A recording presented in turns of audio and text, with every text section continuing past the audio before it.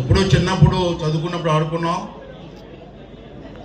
తర్వాత ఇది ఇందాక మనకు ప్రెస్ వాళ్ళు అడిగారు, ఈ సాంప్రదాయం కొత్తగా పెడుతున్నారా అని. ఇది కొత్త సాంప్రదాయం కాదు.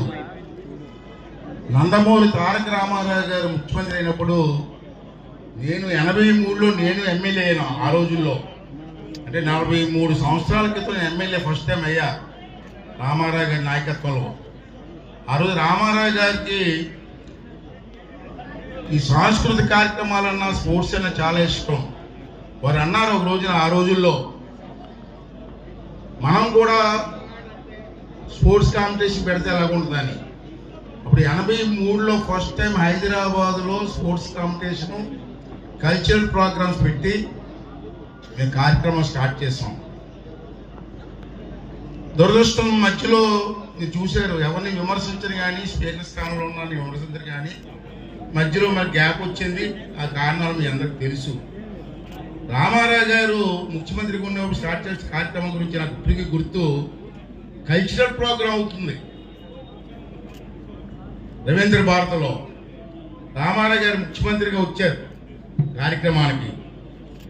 మన ఎమ్మెల్యేలు కొంతమంది ఏకపాత్ర ఇష్టం కల్చరల్ ప్రోగ్రాం చేస్తూ ఉంటే సార్ మమ్మల్ని పిలిచారు. నేను ఎమ్మెల్యేని కదా, నాకెందుకు అవకాశం ఇవ్వరని అడిగారు రామారావు గారు.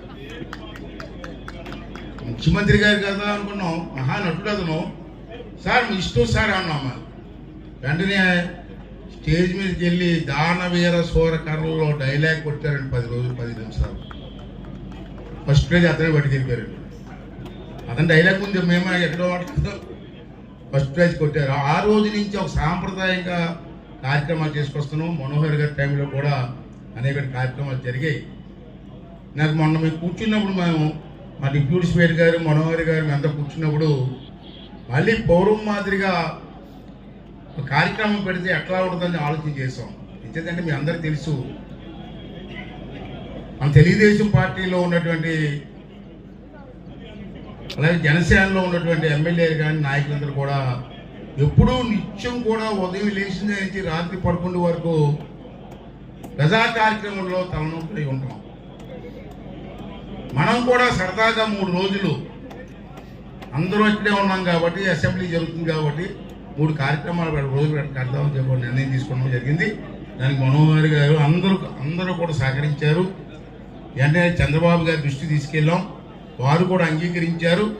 వెంటనే మన స్పోర్ట్స్ మినిస్టర్ గారు కానీ, కల్చరల్ అఫైర్స్ మినిస్టర్ గారిని కూడా కలిసినప్పుడు మేము బాధ్యత తీసుకుంటామని చెప్పి ఆ చైర్మన్ గారు అందరూ కూడా ముందుకు వచ్చి ఈ కార్యక్రమాన్ని బ్రహ్మాండంగా చేసేది జరిగింది. పోటీగాళ్ళని కాదు, సరదాగా 3 days అన్ని పార్టిసిపేట్ చేద్దాం. మీరు అందరూ కూడా పార్టిసిపేట్ చేయండి. పార్టిసిపేట్ చేసి మరొక నూతన సాంప్రదాయం కాదు కానీ సాంప్రదాయాన్ని కొనసాగించడం కోసం మీరు అందరూ కూడా సహకరించవలసిన అవసరం ఉందని చెప్పి ఈ సందర్భంలో మనం చేస్తూ, ఇక్కడ ఈ మన ఎమ్మెల్యేలు కూడా చాలామంది స్పోర్ట్స్ మెన్స్ ఉన్నారు. నాకు తెలుసు, గన్నబాబు మన విశాఖపట్నం ఎమ్మెల్యే గారు ఉన్నారు, ఇక్కడ ఉన్నారు. వారు వాలీబాల్లో నేషనల్ టీంకి ఆడారు. అతను వాలీబాల్లో. వారితో పాటు నేను జిల్లా టీంలో వాలీబాల్ ఆడాను ఆ రోజుల్లో చదువుకున్నప్పుడు. ఇప్పుడు కాదు, 2 వయసు అయిపోయింది, ఇప్పుడు అంతా అయిపోయింది. ఆ రోజుల్లో అతను నేషనల్ స్థాయిలో ఆడారు. అటువంటి చాలామంది క్రీడాకారులు మీలో కూడా ఉన్నారు కాబట్టి ఈ 3 రోజుల కార్యక్రమాన్ని విజయవంతం చేయడం కోసం ప్రతి ఒక్కరూ మధ్యాహ్నం 2 గంటల వరకు మనకి అసెంబ్లీ ఉంటుంది. 2 గంటల తర్వాత భోజనం చేసి అందరూ కూడా స్టేడియంకి వస్తాం. ఈరోజు వచ్చినట్టే రేపు వస్తాం, ఎల్లుండి కూడా వస్తాం. నైట్ 8 o'clock వరకు ఇక్కడ సరదాగా మనం పార్టిసిపేట్ చేద్దాం. 20వ తారీఖు సాయంత్రం కల్చరల్ ప్రోగ్రామ్స్ ఉన్నాయి. ఆ కల్చరల్ ప్రోగ్రామ్స్లో కూడా మన ఎమ్మెల్యేలు పార్టిసిపేట్ చేయాలి. ఇష్టం మీకు ఏ టాలెంట్ అది, కిట్స్ చేస్తారా, డైలాగ్ చేస్తారా, డ్యాన్స్ చేస్తారా, ఏకపాత్రాభియానం చేస్తారో, చీఫ్ విప్ గారు ఏకపాత్రాభియానం చేస్తారో, మరి ఏం చేస్తారో చూడాలి. రేపు అందరూ మీ ఇష్టం వచ్చేటి. త్రిగుణార్ గారు కూడా ఏదో ఇట్టేయాలి, మంచి ఇట్టేయండి. దారవీర సూరకర్ణ. ఓకే, అందరూ కూడా పార్టిసిపేట్ చేసి ఈ కార్యక్రమాన్ని ముందుకు తీసుకెళ్ళవలసిన అవసరం ఉంది. ఎందుకంటే ఒక క్రీడాకారులు, నేను కూడా క్రీడాకారుని కాబట్టి నా ఉద్దేశం ఏంటంటే రాష్ట్రంలో క్రీడలు లేవు ఎక్కడ.